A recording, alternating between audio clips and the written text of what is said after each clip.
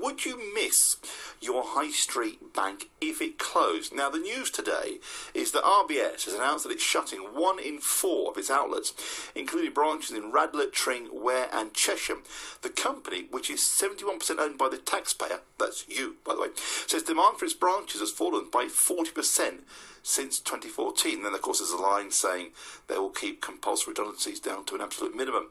RBS's branch closure announcement is the third such announcement this week, following Lloyd's on Wednesday and the Yorkshire Building Society. Well, let's bring into the conversation Jonathan Davis, economist and wealth advisor from Hertfordshire. Jonathan, good afternoon to you. Hello, Rob. I'm from Essex today. Well, enjoying this, welcome from sunny Essex. Look, Jonathan, demand for RBS branches may have fallen 40% since 2014, but that means there's still a lot of people who use them, surely? Well, of course, there's still a lot of people who use them, but the trend over many years is down and down. More and more people, as they correctly say, are doing online banking or just using automatic teller machines along the way. But doesn't anyone get... I mean, I don't do online banking. I'm just... Every few weeks you hear these horror stories of data breaches and details being revealed. Thinking, how safe is it? It's as safe as anything. In other words, there will always be a problem. There's nothing out there which is totally safe. Even NASA has been hacked. So that shows you how safe or otherwise these things can be. We live busy lives. And the last thing we want to do these days is go into a banking branch. Some people do, I get that, but fewer and fewer. So I am one of those people. I have to drive. I think it's now 8-10 miles to get to find a branch of Lloyd's. It's becoming hot. Hunt the branch. You've got banks like Metro Bank opened a new branch in Watford recently. They've opened one in Luton, and they're picking up business. So surely there is business here to be had.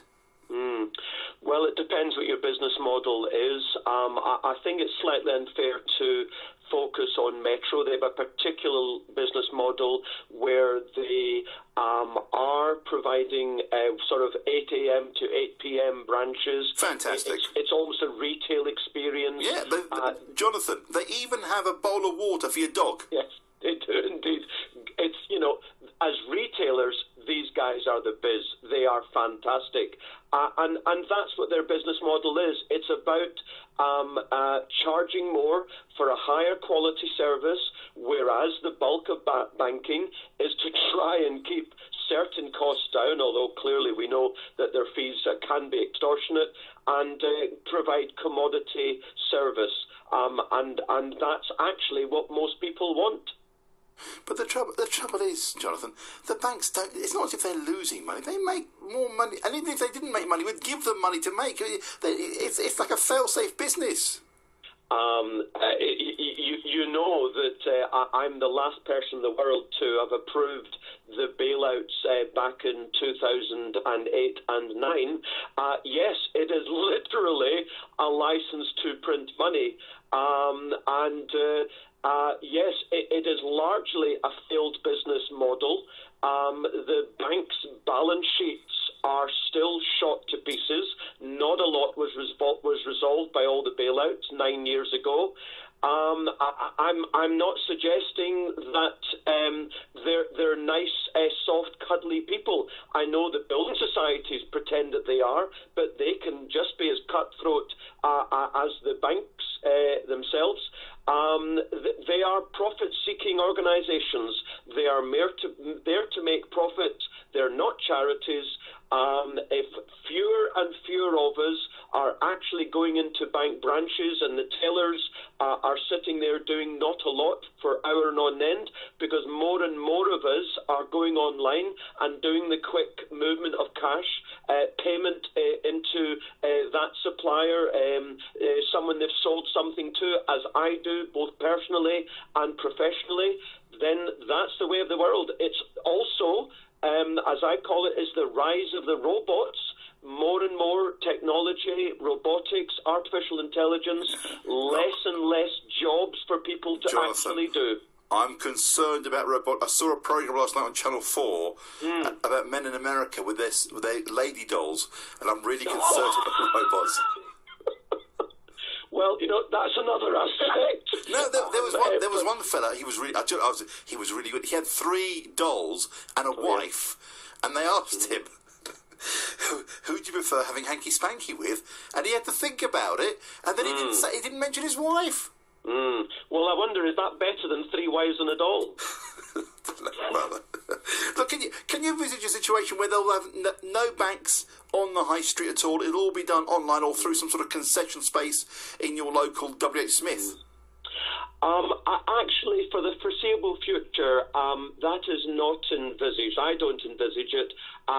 Perhaps in a generation, in 20 or 30 years from now, when banking is not just, for example, on your watch, but maybe literally you think it and you do a banking transaction. I'm pretty sure that that's not far from the level of technology we've got to.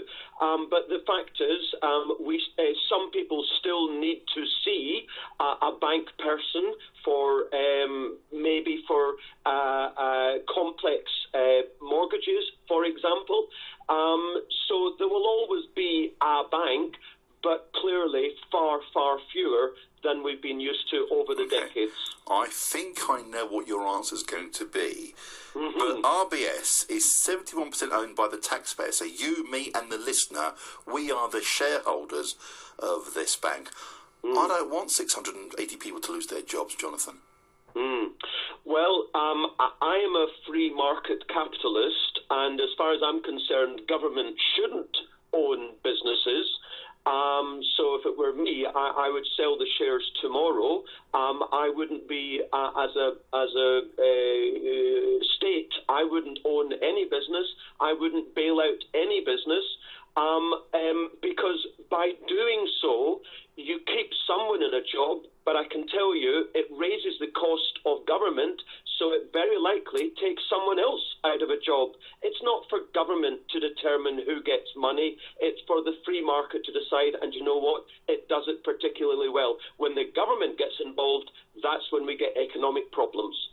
Jonathan, thank you. Jonathan Davies, economist and wealth advisor from Hertfordshire, but today from Essex. Thank you, Jonathan.